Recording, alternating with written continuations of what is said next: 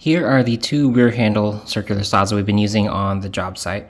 I just wanted to do a comparison video, not a versus video.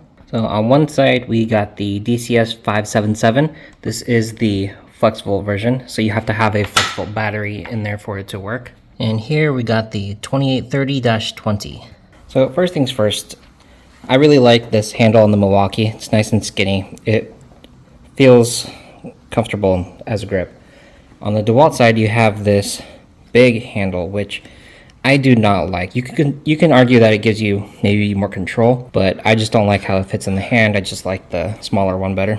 For the Dewalt, to turn it on, you push in this button, pull the trigger, and that's how you get it going. Same thing if you were to use it left-handed. For the Milwaukee, you actually push this down in order to get that going. Same thing on the other side if you're using it left-handed. Now for those triggers, I don't prefer one over the other. They're both perfectly fine. Now comparing the weights, I unfortunately don't have a scale that will measure these, but they're close enough in weight that any difference won't really matter. And they both have the same shape rafter hook. So to control the depth, you use this knob right here. Loosen it up, bring it to the depth you want. Tighten it up, and you're good to go. Pretty much the same on the Dewalt. You got this knob right here. Loosen that up. Change the depth wherever you want it. Tighten that back up. And to control the angle of the cut, use this front right here. Just loosen that. Change the depth to whatever you need it to. Now the bevel does automatically stop at 22.5 and 45. To control the angle on the Milwaukee, it's in the same location. But on this one, you can actually loosen it a lot more because it has the room that you're able to do that.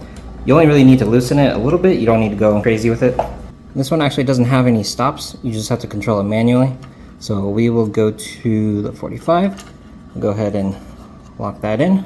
Another really cool feature that both these saws have is the measurements on this front grill right here. At this mark, we got the 0, and then right here, we have a 1-inch mark. What that does is if you line up that 1-inch mark with the edge of the wood and then you just make a cut, that'll take off exactly 1 inch. And we got the same thing on the Milwaukee. We got that 1-inch mark, so you can just take off exactly 1 inch if you want to. Now it does seem to me that with this metal piece, the Milwaukee is easier to read than the Dewalt. Now I shouldn't have to say this, but both of these saws do come with keys to be able to change out the blade.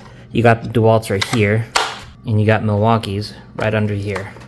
Unfortunately, not all circular saws do come with keys. So now for the most important part about the differences between these saws, in my opinion. So on the front of the guard, you got the 0 notch right here, you got the 45-degree notch right here. On the inside of the guard, you got this triangular piece right here for the 0, and you got this triangular piece over here for the 45. For the Milwaukee, you got a cutout for the 0 here, and you got the cutout for the 45-degree here. Now on the inside of the guard, this actually takes a little bit of getting used to. The left side of this notch is for the 0, and the right side of the notch is for the 45-degree. Now I know we like to race these things for fun, but the most important thing on the job site is usability, which is why I said in my opinion the most important thing about this is to be able to see these notches really well and how easy it is to follow them. So looking at it with the Milwaukee saw, you got the notch just to the left of the line to guarantee that we don't cut too short. Follow the line with that notch right there, and you can see that the blade is where it should be. So let's go ahead and put the battery in, see if I can cut a straight line with this saw.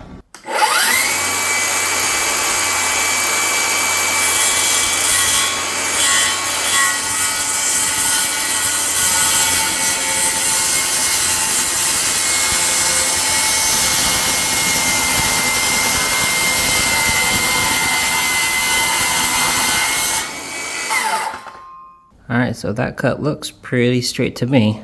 And just a side note, I am being sloppy with my lines at the end here. Looking at the Dewalt, in my opinion, it is easier. On the front side, you put that notch just to the left of the line. On the back side, you got the triangle that you can line up just to the left of the line. And the blade is exactly where it needs to be.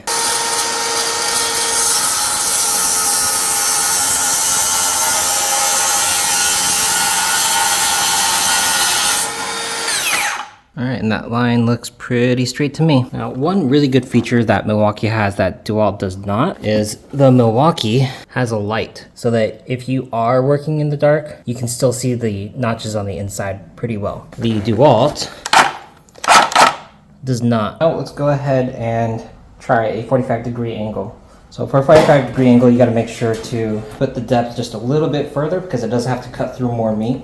Just remember, when you're looking at this notch, the 45 degrees is at the arrow. Earlier I used the bottom of this piece of metal. That's wrong. So that actually added a few degrees to it. Where this arrow is on the top is where you want the 45 degrees to be. So when you're cutting a 45-degree angle, you want that notch to be on the left side of the line.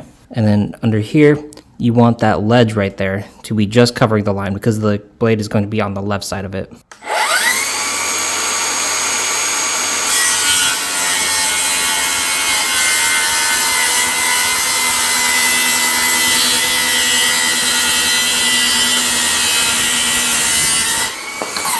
That was actually a pretty bad cut. Let's try one more time.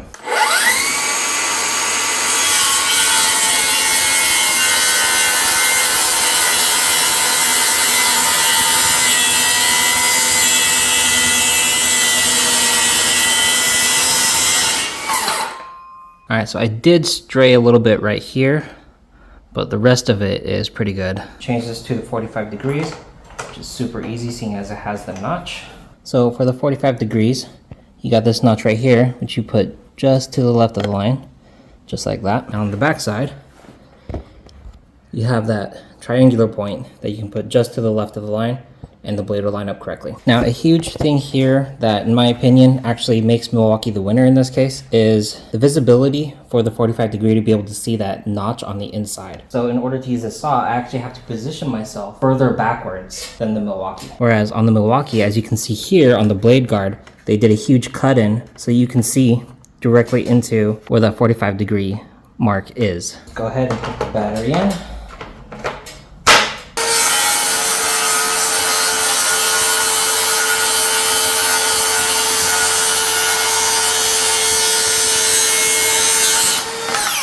Alright, that one was actually pretty crooked. Let's do one more try.